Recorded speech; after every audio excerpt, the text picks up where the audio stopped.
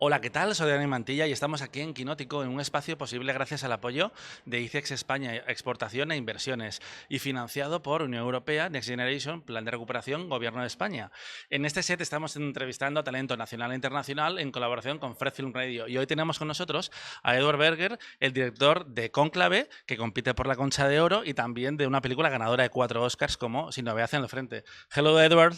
Hello. This is your first time in San Sebastián. What It has been is. your first contact? First contact was last night, arriving at the hotel and opening the window and having the breathe of the sea and the smell of cool. the sea, and that was wonderful. Are you nervous about this screening? Because I think the audience is quite different from the States and Europe, because our relationship with faith, with religion, is different. Yes, I mean it is. I mean, America, I would say it's a much more atheist or multi-cultural, culture. There's many people of different beliefs, and obviously, especially Southern Europe, is very Catholic. So I'm very much looking forward to how the film plays here. People were really eager to see what you were going to do after All Quiet on the Western Front. I know that you were working in both things at the same time, but why the following film? Like, there were a lot of expectations. Sorry. Well, the good thing is that I made up my mind of what to do before All Quiet. Oh, cool. Yeah, I basically shot this movie while I was promoting All Quiet, and none of the Oscars had happened. None of it had happened. And then when I realized that All Quiet was in this Oscar situation, I was very glad that I'd already made up my mind and I was already making a movie, because there was no pressure, because I'd already made up my mind. The next movie was clear. What was the thing that appealed you about the book of Robert Harris? I really like being taken in a thriller genre. It's really, the movie is sort of a thriller with many twists and turns that changes its pace all the time, and being taken inside an environment that I know very little about, and very few people know very little about, inside the closed doors of the Cónclave, how the most powerful person on earth is voted for. And it felt to me that is a great setting for a political thriller, for how people succumb to ambition, how they suddenly want to be the most powerful person in the world. But also there's a second layer to the movie, and that which is following Ralph Fiennes' character and his journey of doubt. Yep. He has a strong sense of doubt of whether he's the right person to run this conclave, whether he's in the right position, whether he should be doing something else. And that's something I think a lot of us can relate to. I wanted to ask you about that, because do you think doubt is good for a filmmaker?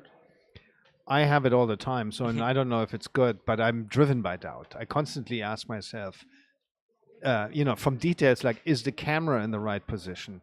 But much bigger, like, what do I want to say? Why am I making movies? Why am I making this movie? It's a constant process of questioning yourself, being unsure, because also you never know how a movie is going to play. You don't know when you make a movie. All you can think is, this is how I would see it. Let me make it like this. And then you show it, and you don't know how the audience will react.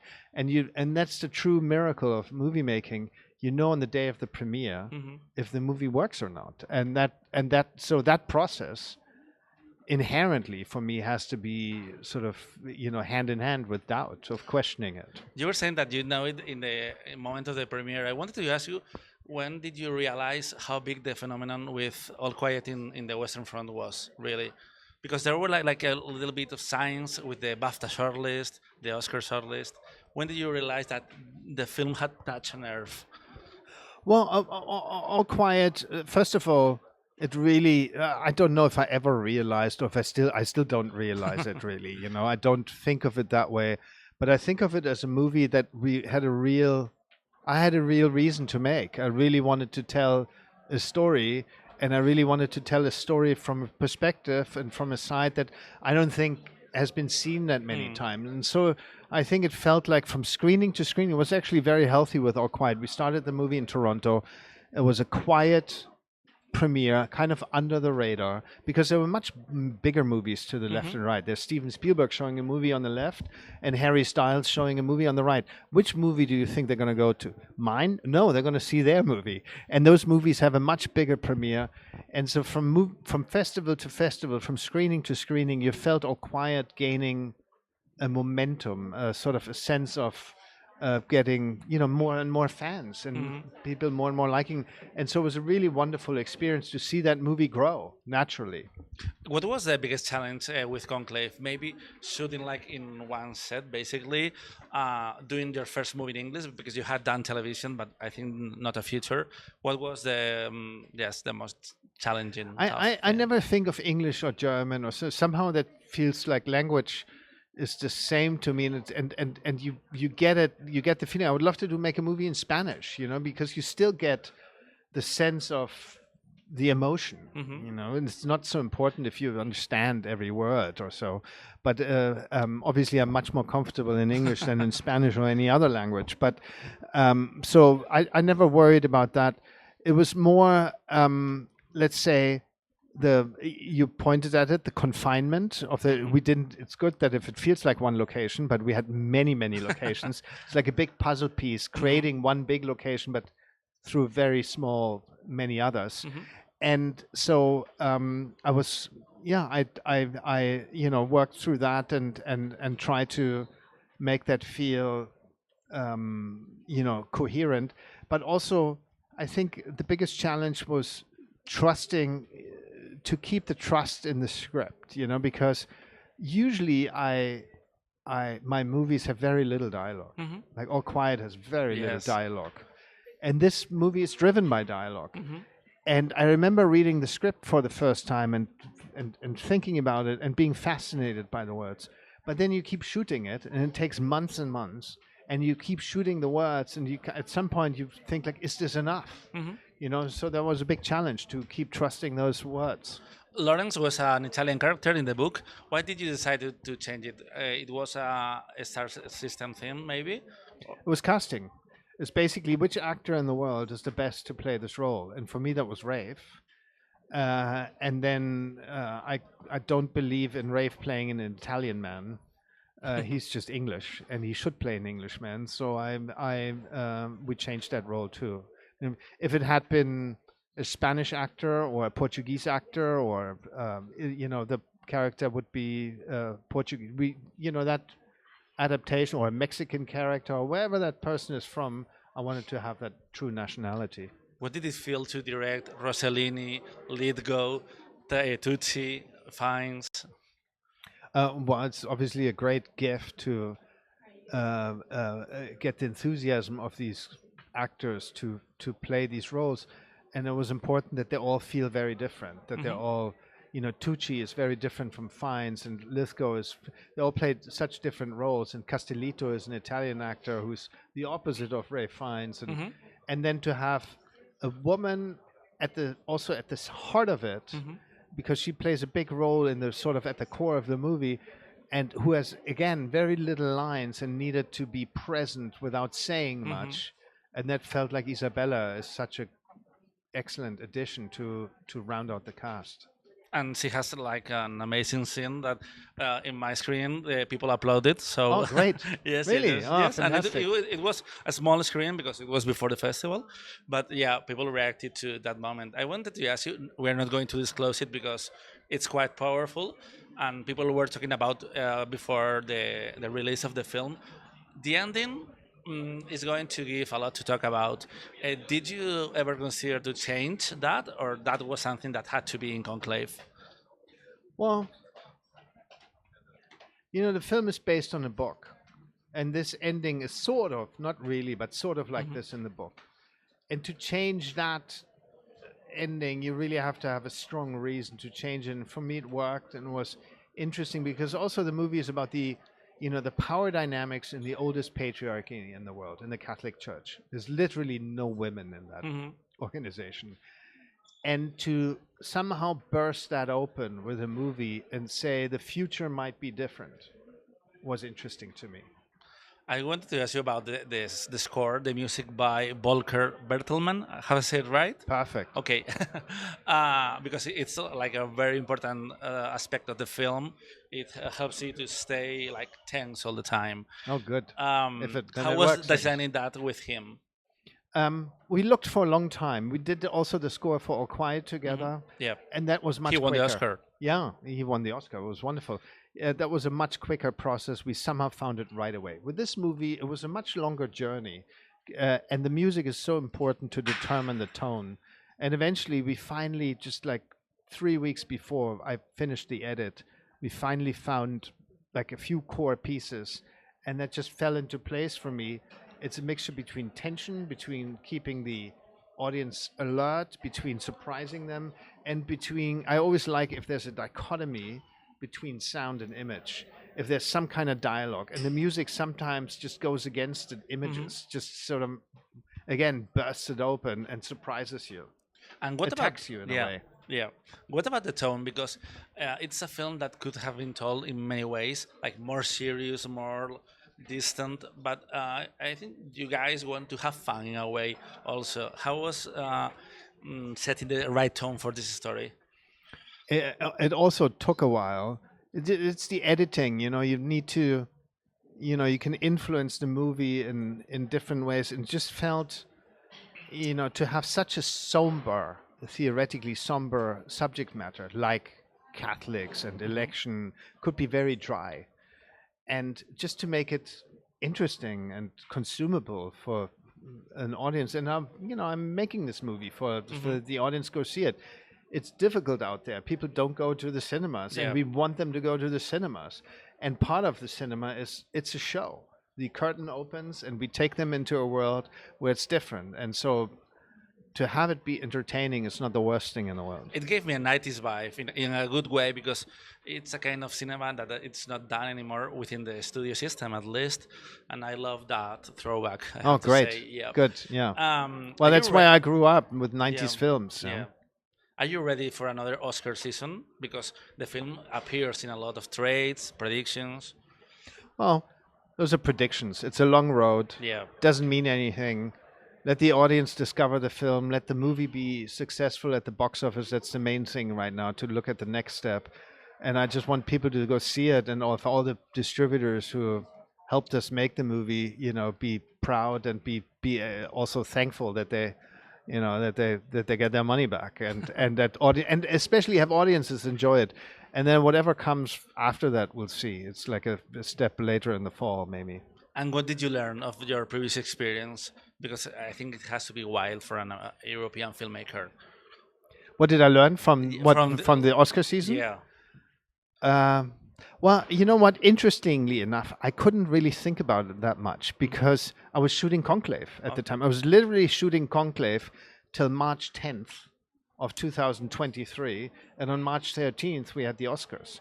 So I sometimes flew back and forth from Rome to Los Angeles to promote the movie for the weekend, and then flew back to Rome to continue shooting on Monday morning. So I didn't have much time to think about it, but it's obviously a very exciting world. I remember, I can tell you a little anecdote. I was at a dinner just before the Oscars, invited to sort of a director's dinner. And to my left was Ruben Östlund, and to my right was Steven Spielberg. Not bad. Two directors that that are obviously masters of what they do and that I admire very much. And it was maybe 10 directors around the table, and we had a wonderful conversation, and everyone shared why they made their movie. And so at the end of the dinner, we all got up and we said goodbye, and we walked away. And then I said quickly to Steven Spielberg, I said, I forgot something. And I went back and stole the name tag, mine, his, and Ruben Östlund's, just to remember that I was sitting there. And so that is something very thrilling, that you suddenly sit there. I'm not going to ask you about Ocean's 14, Bond, but how does it feel like to be wanted by Hollywood? All those meetings. I don't know if I feel wanted or so. It's like it's always. I mean, it's always. In the end, you have to make the movie that you feel really passionate about, because it's a long time in your life. It'll always be part of my life. Cónclave will be part of my life until I die. So I want to be proud of it, and that's the main thing. To see what life brings and what the next movie is, and which one I'm going to choose very much will depend on the script and whoever wants me. And the good thing is I already shot another movie, so I'm kind of relaxed too. I have another movie made. So, which one? It's called Ballad of a Small Player. I just made it in Macau in China. Oh, cool. With Colin Farrell and Tilda Swinton. It's going to come out next fall, and hopefully I'll be back in San Sebastian. Oh, I hope so.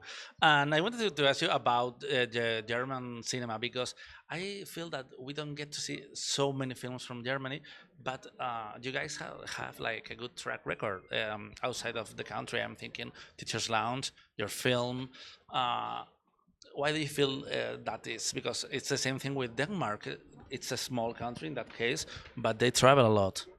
It is a real problem, and I find it deplorable that Germany concentrates so much on themselves. I think the big problem is it's a fairly strong market.